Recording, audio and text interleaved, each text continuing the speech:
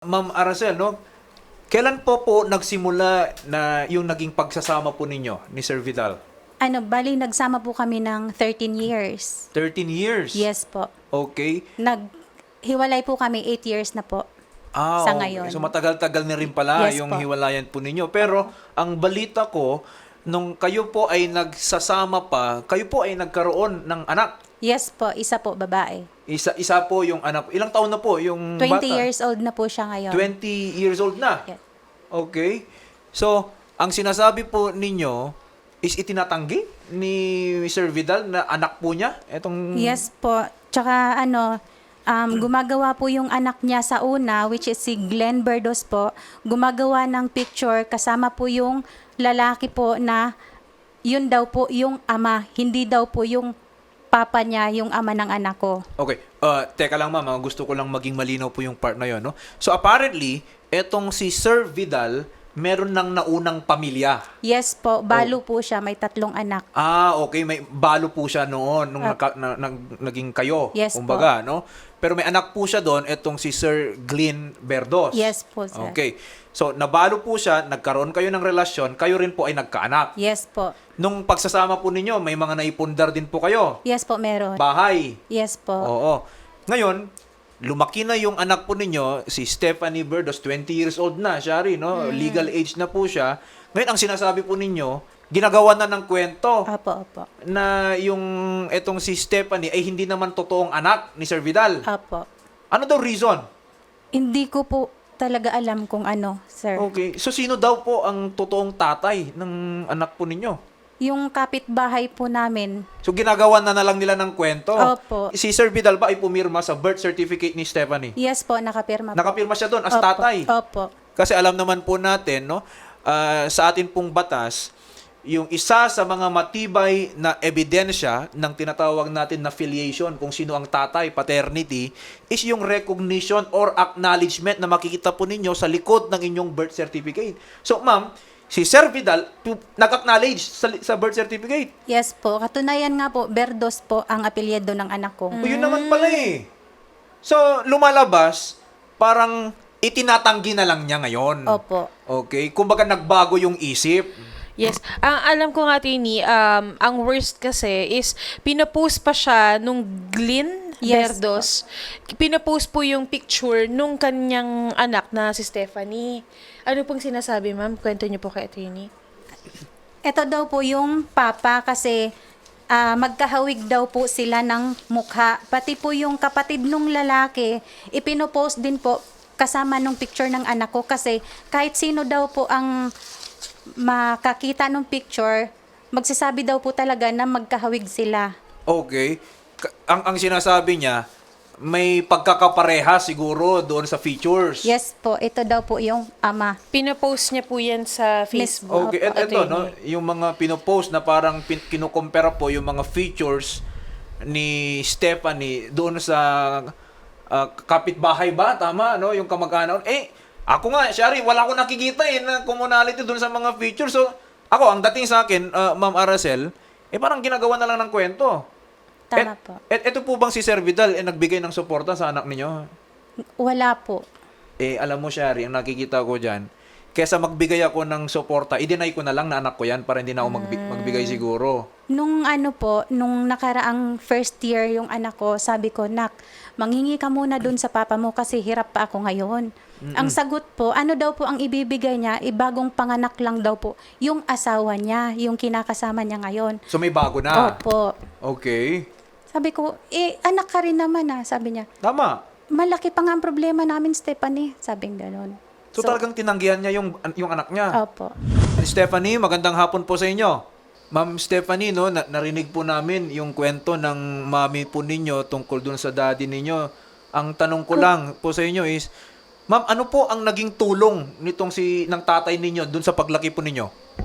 Sabi ko, tulong Yung kasi ako may tatay. Tapos, isusuporta rin naman po. So, nagkahiwalay. Kasi, nagkaroon ng bago. Parang ang dami na po issue. Parang, ayaw na ho masyadong, parang iba na ho yung pakikip ko. Tapos, pag tungkol po sa school, parang Ang tinitipid ho na Okay. 100 sa isang araw. Tapos, yung kuya ko pa po, hinihingaan po ako na na wala bang sob na 100 sa isang araw. Okay. So, Ma'am Aracel, no? Base dun sa nabanggit ni Stephanie, medyo malabo lang po kasi. Parang talagang iwas na itong si Sir Vidal, pati dito sa anak po niya. Yes po. Minsan po, sa isang araw, nagbibigay po sila ng 100. Ang pamasahe po sa amin ay umabot po ng 110 or 100. Depende po. Kasi pag gabi, iba po ang pamasahe. So, hindi talaga sumasapat. Opo, hanggang 100. Paano po yun? Pagkain pa po. Kasi pag nauwi po siya sa bahay namin, minsan inuubusan po siya ng kanin. Okay. So, kailangan po niya magbaon din ng pera para sa pagkain. Ang sagot naman po ng anak ko, di bali mama, kasi gabi naman na. Bukas na lang ako kakain sa school. Yun po ang sabi ng anak ko. So, siya pa nag-a-adjust na talaga. Sir Po, Vidal, pwede po magandang ba- hapon po. Magandang hapon po. Sir, lahat ng sinasabi ng babaeng yan puro kasinungalingan, sir. Alam mo kung bakit, sir? Ano po yon? Noong March 5 lang yan umalis dito yung anak namin, sir.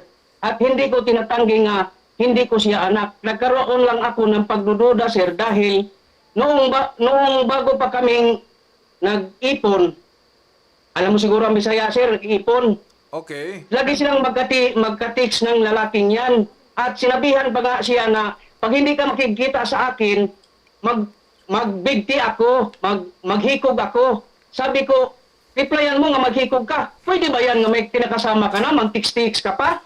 At saka noong nakadaan ako sa bahay nila, sir, sinabihan ako nga, sabihan mo yung asawa mo, ni Vidal, kasi mas bata yon nga, hunungan na niya ang pag-text na ako. Kaya nagkaroon ako ng pagdududa. Ang gusto ko lang, sir, nga maitama lahat. Kung mapadiin nga akin yung anak ko, ay di, okay, mas maayo.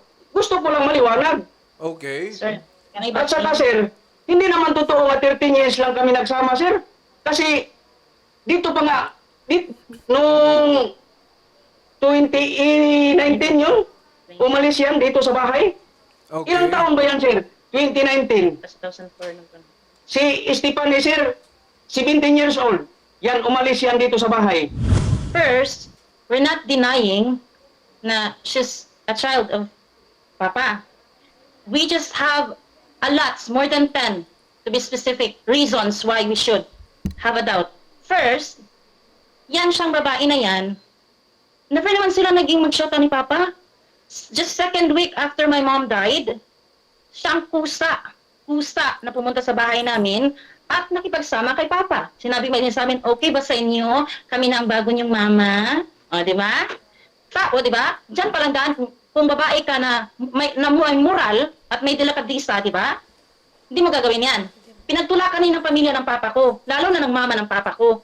Kasi hindi man lang, kahit mag 40 days man lang, yung mama ko, walang ganong respeto. Pag punta niya doon, tumira sa bahay ng mama ko, lahat, no trace at all, even a single picture or kahit sinulid ng damit ng mama ko, dinispatcha niya, sinunog pa nga yung iba. And, first, yung sinabi ni Papa, sinabihan siya ng lalaki na mag-stop na mag-reach out ang babae sa kanya. Natural sa lalaki. May free access ka sa babae. Validation, ego, boosting mo, di ba? May babae ka na na kahit may kasama na.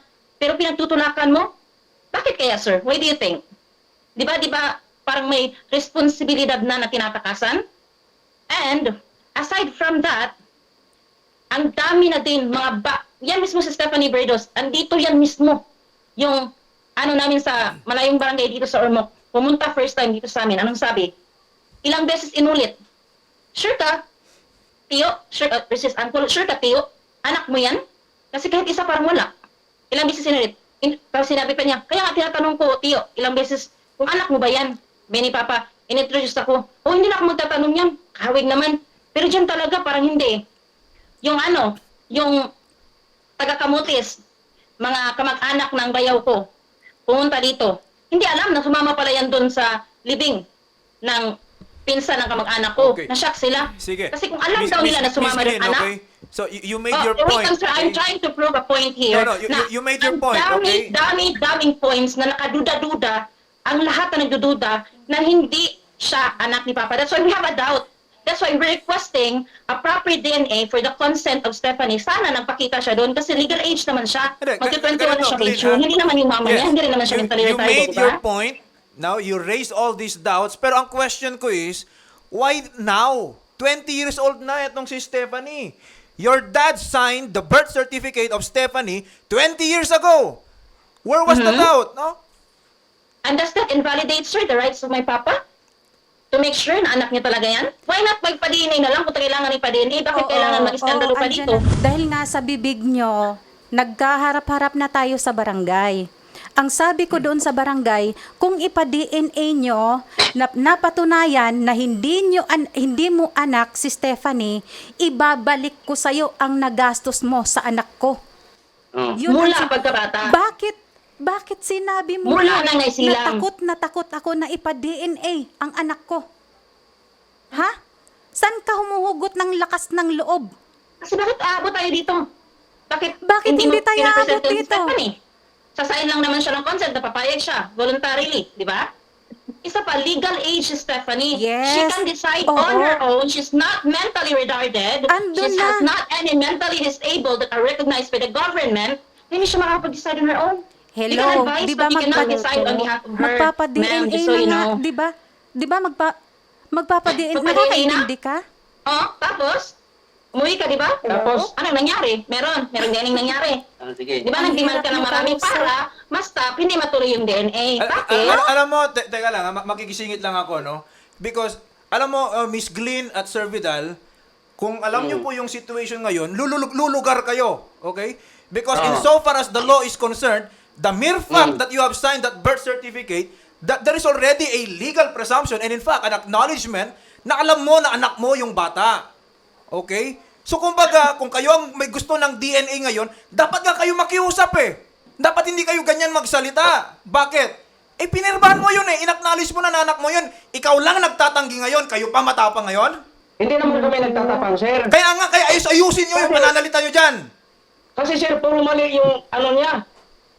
Siya ang may-ari ng bahay at lupa, sir. Yun ang mahirap Teka lang, kasi. napunta na naman tayo Kaya sa nga bahay ba- at lupa. kaya Hoy, nga ba lumugar yung kayo dyan ha. dami- Sa totoo lang, hindi obligasyon ni Stephanie at ni Aracel sa ngayon, hindi na nila obligasyon magpa-DNA. Bakit? Eh, pinirmahan mo na eh. Dapat ikaw makiusap. Nagdududa Kaya ako nga, ngayon, pwede ba? makiusap Para lang masigurado tayo. Pwede ba? Mag-DNA tayo para lang sigurado. Kasi right now, ang meron ka na lang, legal obligation to give support to the kid. Sandali, sir. Wala ba akong karapatan magpa-DNA, sir? Hindi, eto nga po, hindi nyo na po karapatan yun. Yung pong pagdi-DNA po na yan, yung paternity question po ngayon, okay, that is now a process na kailangan nyo gawin kasi kino-contest ninyo. Yung karapatan na i-deny yung bata, you should have done that nung bago nyo pirmahan yung birth certificate. 20 years ago. 20 years ago. Kasi lumalabas, parang gusto nyo na lang takasan yung obligasyon.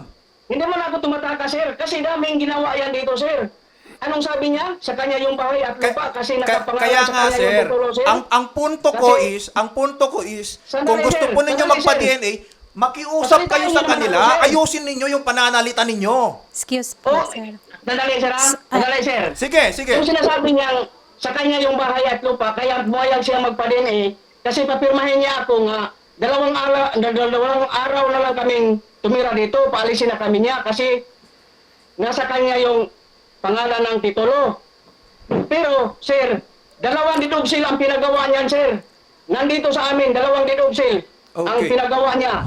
Ganito Sir Vidal ha, yung usapin po ng property, separate po yan. Sige. Doon sa property, doon sa usapin po ng property, okay? Ano po ba yung property na yan? Bahay at lupa, sir. Bahay at lupa na kayong dalawa nagpundar. Kami dalawa nagpundar, sir. Pero, siya lang ang nakalagay sa titulo. Dalawang didobsil ang pinagawa niya. Yung isa, sa aming dalawa. Pero yung isa, sa kanya lang. At yun ang pinalagay niya sa titulo. Sa kanya lang. Okay. Ganto po ang nangyari, sir. Nung una, pagbili talaga namin ng lupa na yan, sa deed of sale, kaming dalawa. As yung buyer niyang, ano. So, tama yung sinasabi niya ni Sir Vidal. Okay. Opo. Nung, mga 1 week siguro or mga 4 days, ganon, pumunta yung may-ari ng bahay. Kasi nagka-problema daw po paglipat ng name sa titulo. Kailangan daw po isa lang kasi wala kaming maipakita na marriage contract Okay. doon sa paglipat ng Kaya name merong sa titulo. panibagong deed of sale. Opo. Ngayon, tinanong kami kung kanino ipapangalan. So sabi niya, sa kanya na lang kasi busy ako. Ma'am, inaamin po ninyo na jointly nyo ipinundar yung property na yon. Yes po. Okay, at least, Sir Vidal, no? Nakakuha ka naman ng admission na talagang jointly nyo ipinundar. Yung... Oo, sir. Okay. Oo, sir. Pero ang sa akin, sir, pag hindi ito mabibinta, sir, tapos mamatay na ako, nakapangalan lang sa kanya yung deed of sale at saka yung titulo, paano naman yung isang anak ko? Sigurado ako hindi bibigyan yan kasi sakin sukira yan, sir eh. Okay, ganito, no? Now, insofar as the property, no? So, anong gusto ninyong gawin doon sa property ngayon? Paghatian nyo na. Ang gusto ko, sir, mailipat yan sa pangalan namin dalawa. Tapos, may kasunduan nga kung maibenta man yung bahay, kung buhay pa ako, patay na ako, kung patay na ako, kailangan yung party ko ibigay sa anak ko. Okay, teka lang, sir, ha? Insofar as the law is concerned, dalawa po yung anak ninyo, bakit siya lang ang bibigyan nyo dyan? Hati naman, sir. Oh. Hindi, Kung anong- nakikita niyo po ba yung picture, sir, no? So, yung property na yan, hati kayo ni Ma'am Aracel. Okay. So, kung yung 50% niyan kay Ma'am Aracel na. Sandali, sir. Sige. Sandali, sir. Oh, pinaghirapan namin yan, sir, kasi magkasama pa kami. Oh, ganito na lang, sir. Magawa ng kasunduan nga ipabago yung titulo, titulo nga sa amin dalawa. Tapos, pag maibenta to, sir, kami dalawa ang maggasto sa anak namin sa pagpa-eskwela. Okay. Ganito po, ha?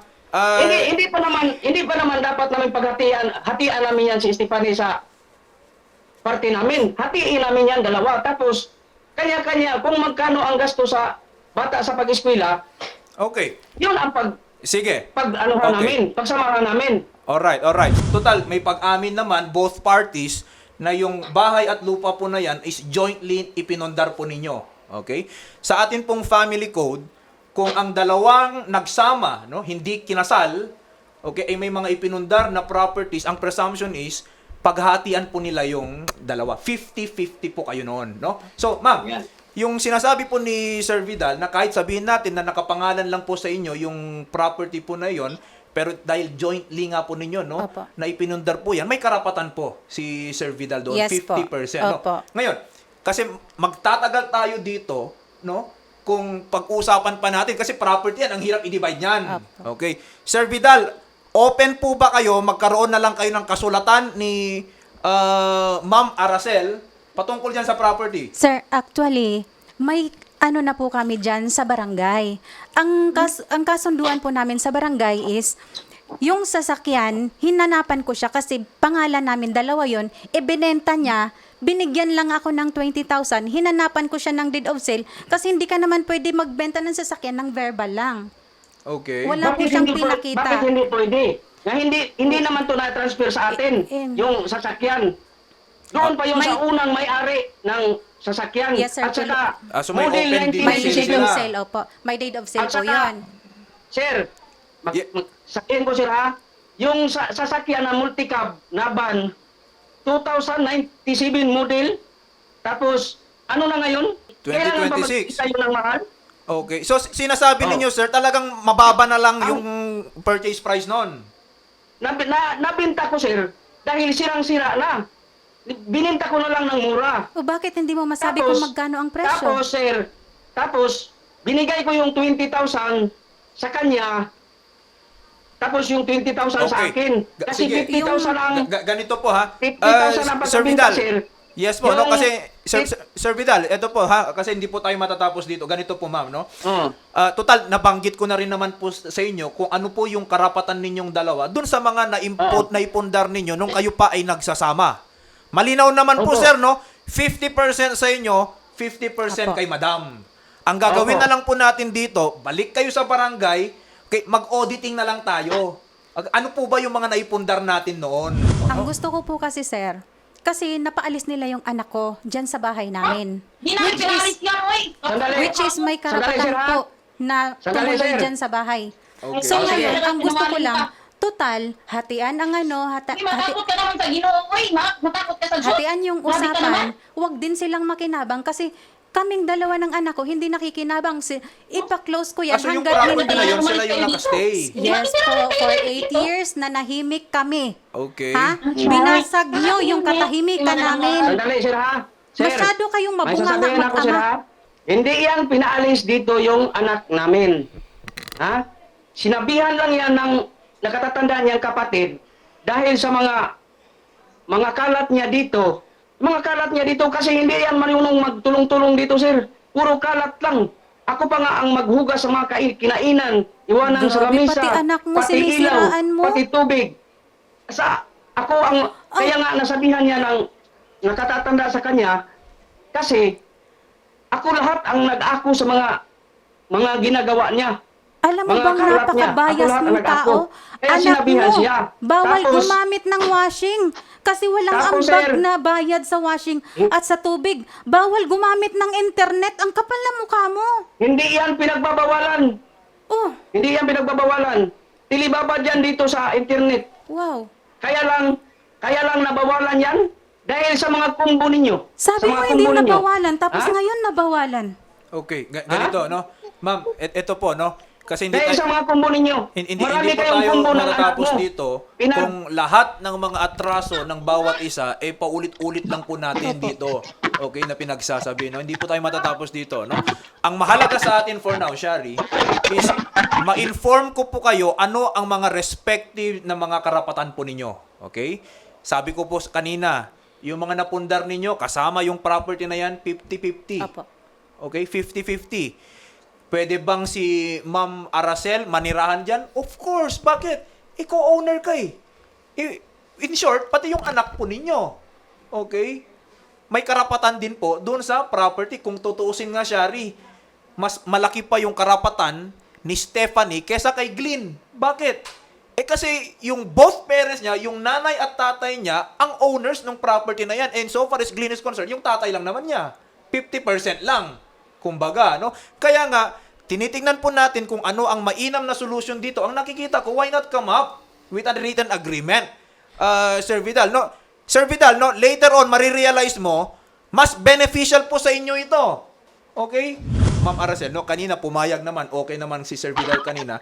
Let's come up with a written agreement kung paano ninyo isa-settle, ililiquidate kung kinakailangan yung property na yan. Basta at the end of the day, 50-50 po kayo sa mga yan.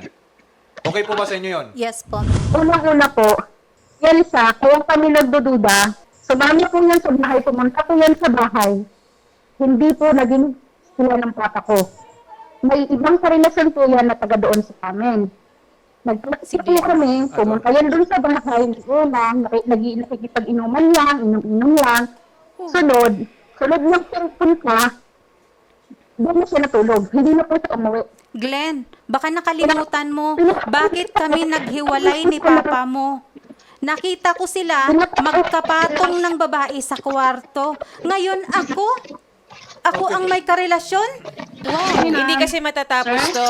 Ma'am, ganito, sasamahan po namin ng reporter ni Senator Raffy Tulfo si Ma'am Aracel patungo po dun sa Ormoc Leyte para magkausap-usap, no?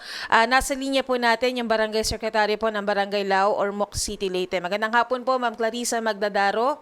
Magandang hapon po, ma'am. Ayan, Ma'am Clarissa, no? Ito po, no? Sinusubukan po natin na mag-come up si Ma'am Aracel at si Sir Vidal ng isang komprehensibong agreement patungkol doon sa pag-settle, no, ng kanilang mga naipundar na properties, no? As of now, they are already informed na 50-50 dapat yung interest po nila, yung hatian nila doon sa properties na yon. Understandably lang ngayon kasi real estate, no, yung pinag-usapan natin, bahay at lupa, hindi mo naman pwedeng hatiin lang yon, no? So, hingin po sana namin, Ma'am Clarissa, ang inyong pong tulong para dyan sa inyong tanggapan, makapag-meet sila and we can come up with an agreement na masusolusyonan yung hatian po ng kanilang properties. Okay po ba yon, Ma'am Clarissa? Okay po, sir. Problem Oo. po. Yes, sasama rin naman no ang staff ni Senator Raffy para mas magiging maayos po yung kanilang pag-uusap at makapag-come up tayo ng talagang workable na solution dito sa problema po. Okay po. Sige po ha. Iko-contact po namin kayo muli no, Ma'am Clarissa Magdadaro, ang Barangay Secretary po ng Lao Ormoc City, Leyte. Maraming salamat po sa inyo. No? Ganito, Shari, no, ang nangyayari kasi ang daming mga issues. Sobrang daming mga issues. Patong-patong natin. Pero kasi, if we come to think of it, dalawa lang naman yung dapat nating solusyonan dito. No? Actually, isa nga lang eh. Yung property dispute. No? Kasi hiwalay naman na sila eh. Okay? Ayaw naman na rin nilang magkabalikan. Parang hindi na rin naman maayos. Kung magkabalikan pa sila, di yung affairs na lang nila, yung naiwan, which is yung naipundar nila ng mga properties. Okay? Inform naman na sila na 50-50 yung hatian. Yun din naman ang nasa batas. Dapat magiging madali na lang po iyon. No? And number 2, syempre, si Tatay Vidal, may obligation siya dun sa anak niya. Hindi lang kay Glenn, pati na rin kay Stephanie. Now, kanina, nabanggit ko po, no? The mere acknowledgement doon sa birth certificate is a strong indication under our law na si Sir Vidal knows fully well at that time, 20 years ago, na siya talaga ang tatay. Ngayon, naitatanggi na niya. Nagkaroon na raw siya ng mga pagdududa sa ngayon. Okay? Pero given na, kumbaga, na touch move siya doon eh. Touch move ang tawag doon. Okay? Hindi na niya karapatan ngayon na mag-conduct ng DNA. Kaya nga kanina, I flagged them out eh. Na parang ang tapang-tapang nila, dapat sila ngayong makiusap. Okay? Bigla akong may pagdududa. Baka naman para maging sigurado tayo, baka pwedeng mag-DNA tayo.